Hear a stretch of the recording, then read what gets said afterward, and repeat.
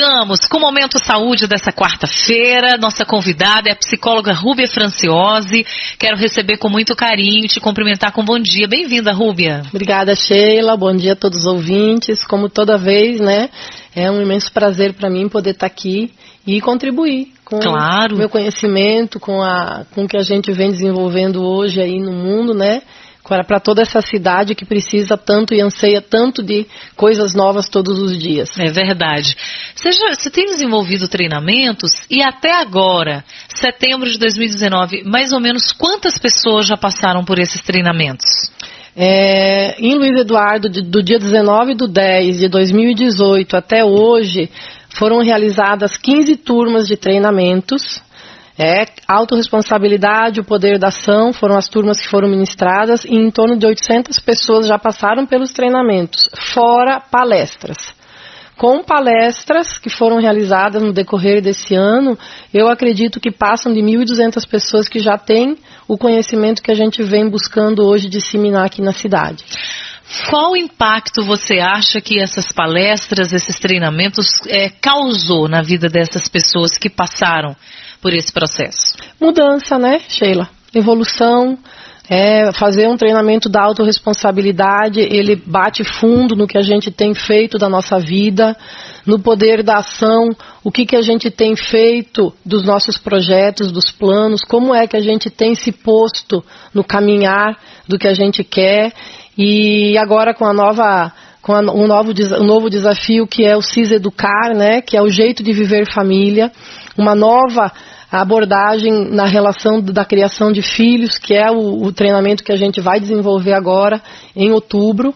Então, todos são desafios de fazer com que o ser humano lapide o seu ser. Lapidar o meu ser, me lapidar como mãe, me lapidar como mulher, me lapidar como esposa, como profissional, seja em todas as áreas da vida. Então, o objetivo dos treinamentos é eu me transformar num ser melhor todos os dias.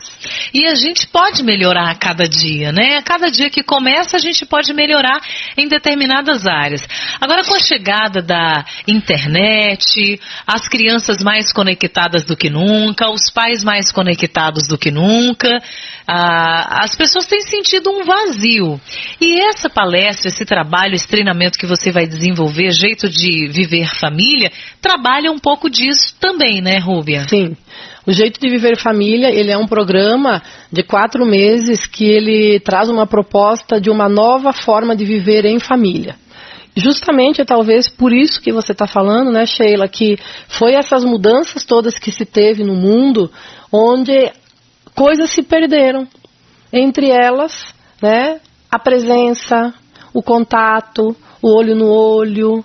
Então, hoje o mundo ele foi rechaçado de coisas que foram fazendo com que os pais se distanciassem dos filhos. Sem talvez nem perceber, sim, né? Sim. Vai se distanciando, de repente estão distantes. Mas aí causa prejuízo para o filho, né? Sim, causa e prejuízo. Até mesmo a questão assim, que no passado, os nossos pais, eles não tinham o conhecimento. Então, da forma como eu fui educada, da forma como a Sheila foi educada, hoje não funciona mais desse jeito. Mudou. O limite, ele é importante, mas a forma como era posto no passado, hoje a gente vê que adultos hoje são traumatizados pela forma de como foi passado no passado. Mas os nossos pais, eles não podem ser culpados, eles têm que ser perdoados, porque eles não sabiam como fazer. Então, hoje a minha missão é disseminar o como fazer, por estudos, para poder viver num mundo melhor e também para estarmos construindo filhos para um futuro melhor, para serem melhores pais, serem melhores profissionais. Então, o novo jeito de viver família, ele tem o objetivo que é desenvolver filhos emocionalmente fortes e saudáveis e felizes. Quando você fala filhos emocionalmente saudáveis, o que a gente pode explicar melhor sobre esse aspecto para as pessoas que estão nos acompanhando?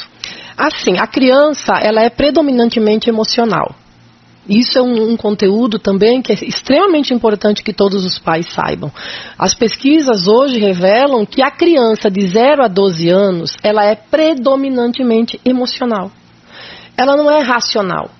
O racional começa a se criar a partir dos 4, 5 anos, o pensamento. Antes ela é sentimento. Então tudo aquilo que a criança vivencia desde a gestação, 0 meses, com 15 dias o coração começa a bater. Com 15 dias, dos 15 dias para frente, tudo aquilo que a mãe vivencia no ambiente e tudo aquilo que a mãe passa pela criança, pelas emoções, pelo sentimento, isso pelo pensamento, reflete diretamente na criança. Então, a gestação foi boa, a criança já nasce com um emocional bom, a criança, a gestação foi sofrida, a criança já tem uma memória, a gente chama de memória inconsciente, memórias infantis inconscientes, que vai fazer com que ela tenha isso para o resto da vida. Isso pode refletir na vida adulta? Na vida adulta, depois dos 12 anos, ela só vai reviver as emoções primárias. O que ela viveu dos 0 aos 12 anos, com mais intensidade, dos 0 aos 5, 6 anos, 7 anos, tudo isso vai ser revivido depois. Abandonos, rejeição. E a gente chama isso hoje de fratura emocional. Fratura emocional. As fraturas emocionais que a gente passa na infância. Quando uma criança, vamos dar um exemplo de coisas que acontecem. Nasce um novo irmão. Sim. A criança é abandonada. Ela perde o posto. É uma fratura. A criança apanha do pai ou da mãe. Ela é espancada na infância. Por algum motivo, algum momento. É um abuso físico. Gera fratura emocional. Então, não pode bater? Pode. Mas não de gerar um trauma emocional.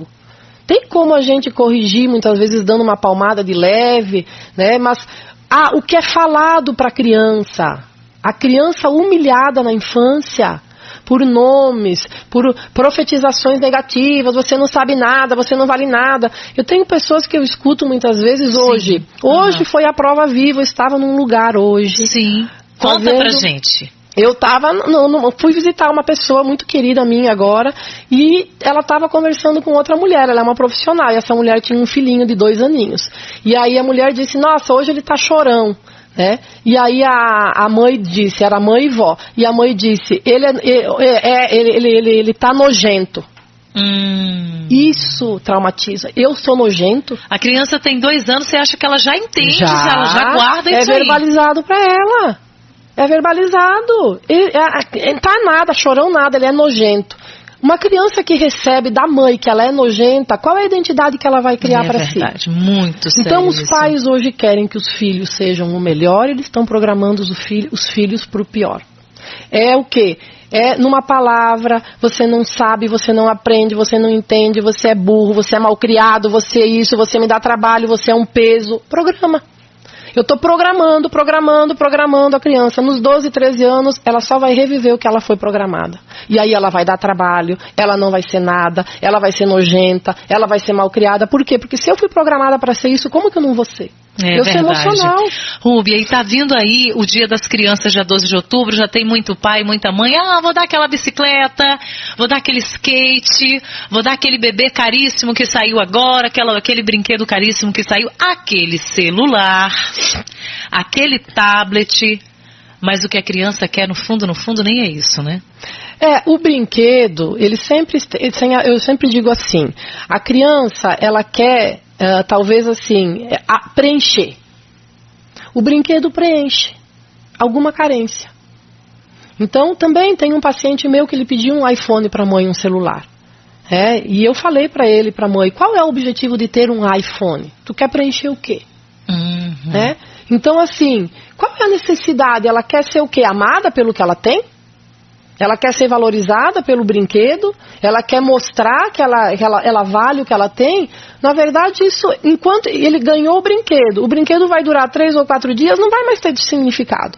Logo eles jogam ali, então, deixam, assim, né? já não é mais importante o brinquedo, ela vai ter outro brinquedo para preencher aquele vazio. Por quê? Porque ele não quer o brinquedo, ele quer amar e ser amado. Ele quer chamar atenção pelo brinquedo, ele quer preencher um vazio dentro dele. E muitas vezes esses vazios eles são preenchidos com outras coisas. Que é o que a gente fala no Jeito de Viver Família. É a presença. É o olho no olho. Quer dar um brinquedo pro teu filho? Dá um brinquedo que todo mundo brinque. Dá um brinquedo que seja um compartilhar, um jogo, um tabuleiro, uma coisa que onde você... O que o filho vai querer? A boneca, ele vai brincar sozinho, o carrinho ele vai brincar sozinho, o celular ele não vai falar, o celular vai ser na mão dele um brinquedo. Mas e por que não, então, investir esse dinheiro num brinquedo onde vocês sentem a família e vocês compartilhem um momento em família que a criança vai se sentir amada e valorizada? E você vai compartilhar muito mais do que um brinquedo, mas você vai compartilhar limites num jogo. A verdade vem no jogo, a criança não pode trapacear, a criança não pode mentir. A criança, ela é fortificada no jogo quando ela está desenvolvendo o cérebro dela, a inteligência dela para fazer as jogadas. Então, um jogo, um simples jogo, ele é tão importante porque ele é direcionado por um pai e por uma mãe. E nesse momento que o pai e a mãe estão brincando, eles estão sim fazendo parte da criação emocional desse filho. Então, dar um brinquedo e deixar a criança brincar sozinha, ela não vai se satisfazer com isso. O pai e a mãe que falam, eu trabalho muito, mas é para os meus filhos que eu faço isso, não é para mim, é para eles.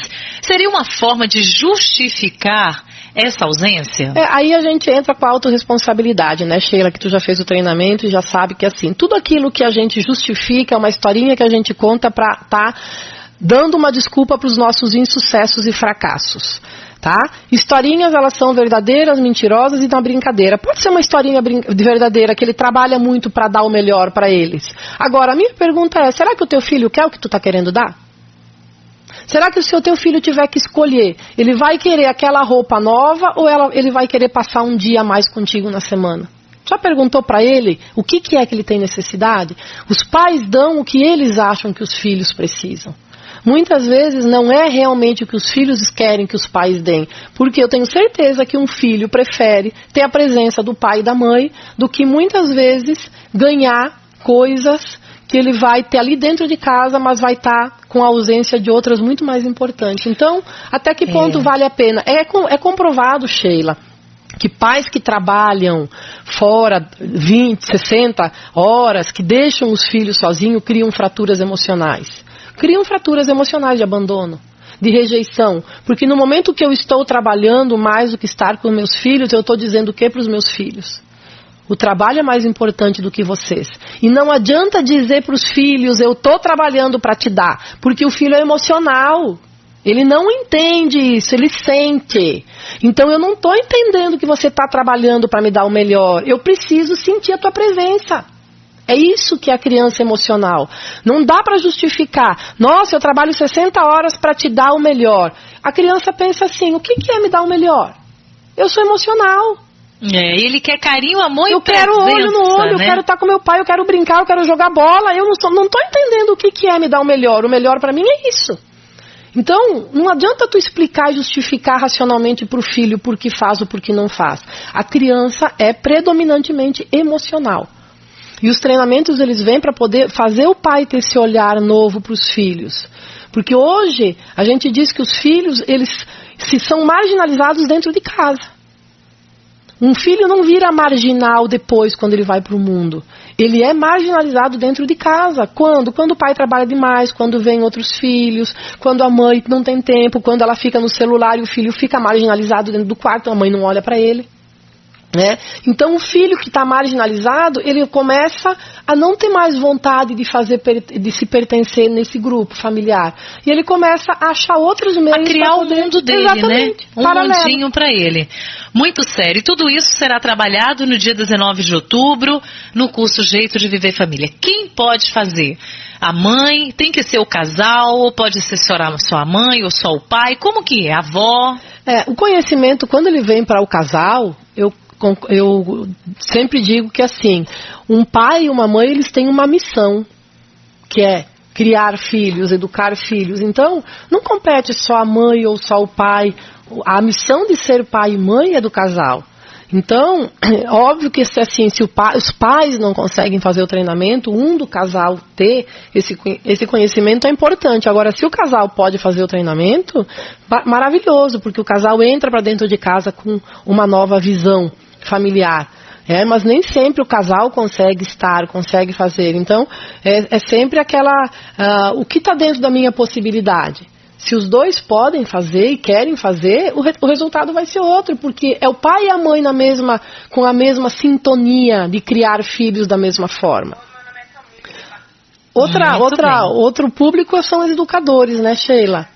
Porque os educadores também têm essa missão de estar educando essas crianças, entre aspas, na escola. Porque quando a gente tem os nossos filhos dentro de uma sala de aula, também a gente confia no professor. A educação vem de casa, mas ela é uma extensão dentro da escola.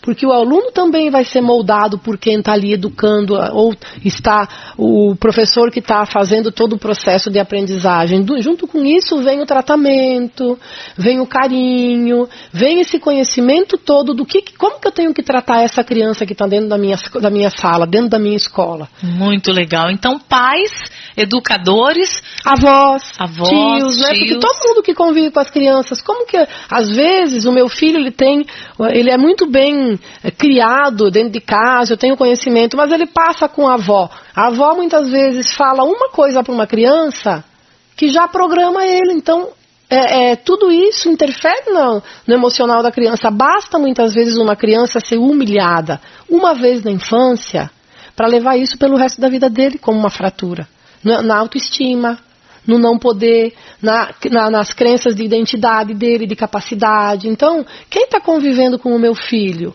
Eles estão trabalhando essa criança da melhor forma? Então, todos os que convivem com a criança teriam que passar por esse processo. O CIS Educar, ele vai entrar nas escolas também. As escolas têm também um projeto para o CIS Educar, porque hoje os próprios treinadores onde me formaram, Paulo Vieira, que é o idealizador do projeto, ele diz, Sheila, que o CIS Educar hoje ele é uma questão de ordem pública. Porque o mundo está assim, porque as coisas estão se perdendo, as crianças estão se perdendo. E aí, quanto mais as crianças se perdem na infância, mais o futuro dessas crianças vão ser no mundo. É verdade. É muito interessante esse assunto. A gente já está quase finalizando aqui. A gente tem muitas pessoas conversando conosco. A gente tem um ouvinte dizendo, olha, desde quando minha filha nasceu, eu optei por não trabalhar. Aos 4 anos de idade dela, eu trabalhei por 1 ano. Neste ano ela mudou. Apresentou déficit de atenção, todo mundo tinha reclamações da escola, tivemos que até fazer acompanhamento psicológico e tudo foi porque trabalhei. Meu trabalho me fazia me ausentar. Eu saía 5 da manhã, chegava, ela já estava dormindo. Ela sofreu muito, ainda está passando por várias coisas. Está muito difícil o processo de criação. Ela acha que é porque ela, como mãe, se ausentou. Ela está tendo essa autoconsciência. Na verdade, foi uma mãe que ficou muito presente e, de repente, ficou ausente. Então, todo o processo também deve ser gradual, com bebês. Né? O bebê deve começar a sentir a falta da mãe gradual. Eu passo 2 horas fora, eu passo 4 horas fora, e o bebê vai se frustrando e se acostumando. Essas rupturas de primeiro a minha mãe é tudo e depois a minha mãe é nada, o que mostra para a criança, né? Até cria nela esse sentimento do quê? Realmente de que de um momento para outro ela pode perder tudo. Então, ela talvez não tenha essa capacidade hoje, ela sentiu a ausência da mãe, ela não entende, mas ela não sabe por que a mãe de uma hora para outra não estava mais em casa. Então, tudo isso é o que a gente diz, a criança não é racional, a criança só sente, ela sentiu que a mãe não estava mais ali, e ela manifestou como? Na atenção, no comportamento. Como que a criança mostra que ela não está bem? É pelo comportamento. Vai tendo atitude. Nem todas as crianças falam, mas a criança, ela demonstra como ela está. Ela está agitada, ela está muito parada, ela está chorona, ela está manhosa. Às vezes, a mãe é presente, presente, presente. Mas também não é presente, presente, presente, que é sinal da gente estar fazendo certo. É verdade. Fazer certo é ser presente e também saber quando dar o limite, saber quando frustrar, saber quando dizer o não para a criança, ser firme, porque senão a gente cria, né, pessoas que quando vão para o mundo não vai mimar. Então tem sim uma fórmula, que não é uma fórmula exata nem certa, mas que todo pai deve mais ou menos saber essa receita para não errar tanto. É verdade. Porque vai chegar a conta, e normalmente no futuro. É verdade. O informativo está chegando, daqui a pouquinho o Cléo Fegali já está aqui nos estúdios. Tem uma ouvinte dizendo que estava ansiosa para você voltar aqui na Rádio Cultura. A pergunta dela é a seguinte, ela diz, olha, eu tenho muita dificuldade de ouvir uma crítica ou algo negativo ao meu respeito. Problemas pessoais e do trabalho, eu não consigo ignorar, eu absorvo tudo, fico com aquilo na cabeça e me afeta muito. Eu fico muito mal, chego até a sonhar com aquela situação. Como posso lidar com isso? A gente costuma dizer, Sheila, pelo conhecimento hoje que eu tenho buscado, que tudo que te ofende é trauma. Tudo o que te ofende hoje é fratura emocional. Alguém te ofendeu na infância. Então, se eu me sinto injustiçada hoje, e eu me sinto muitas vezes injustiçada, e é uma coisa que me ofende, a justiça, mas eu fui injustiçada quando eu era criança.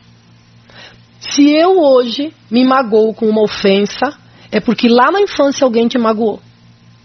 Então tudo hoje que a gente leva, quanto mais te ofende, maior é a fratura emocional que tu sentiu lá na infância. E como é que faz para curar isso, Perdoando quem te ofendeu. Tem que perdoar. Quem ofendeu. E não é quem está te ofendendo hoje. É quem lá no passado... Lá no passado, porque provavelmente ela deve ter alguma mágoa com mãe, com pai, com alguém, alguma lembrança, algum ressentimento. São memórias infantis. Né? Algum bullying que foi feito, alguma vez que ela foi, talvez, rejeitada por alguém, alguma coleguinha que expôs. Então vão fazendo essas fraturas na gente. A gente costuma dizer, eu quero dizer para o ouvinte, que tem 11 principais fraturas emocionais que são geradas na infância. 11. Rejeição, abandono, traição, uma criança que presenciou traição de pai e mãe, porque a traição tem a mentira, então cria pessoas hoje que não suportam traição, ou que se sentem traídas, ou a mentira, tudo está envolvido na traição. Humilhação, abuso físico ou emocional. Tem N, né? Não vou conseguir citar todas aqui. Então, assim, maus tratos. Tudo isso gera fratura emocional. Então, nós hoje, seres humanos, adultos, fomos fraturados. Todo mundo foi fraturado. Todo mundo. Quero que você volte aqui para falar sobre essas 11 fraturas emocionais. Nós queremos saber quais são. E para fechar, tem jeito as fraturas emocionais? É isso que eu digo. A gente sempre diz que o primeiro passo para a gente se libertar das fraturas emocionais é a gente olhar para esse passado, entender que se foi feito porque não tinha o conhecimento. Os pais nunca fazem querendo errar. Os pais sempre fazem na tentativa de acertar. Só que muitas vezes a gente querendo acertar, a gente erra. Então é olhar para esses pais com compaixão e perdoar. O perdão é a chave de tudo. 11h39, obrigada pela presença. O curso Jeito de Viver Família será no dia 19 de outubro, não mais no dia 28 de setembro, será 19 de outubro, nova data, para que esteja preparado com uma estrutura ainda melhor, porque você merece. E as informações do curso, informações com a psicóloga Rúbia Franciose, é no 9971-3234. 9971-3234. Eu agradeço sua presença aqui. Eu que agradeço, Sheila, agradeço a todos os ouvintes por mais esse momento de saúde. E eu quero também registrar que nós estamos fazendo 18 anos aqui na Cultura FM e você faz parte dessa história. Muito obrigada. A gente tem um copo promocional lindo para você lembrar de nós. Quero te entregar. Muito obrigada. E te espero para o nosso próximo bate-papo. Estaremos aqui. Não demora de voltar. Obrigada, Rúbia. Obrigada a todos.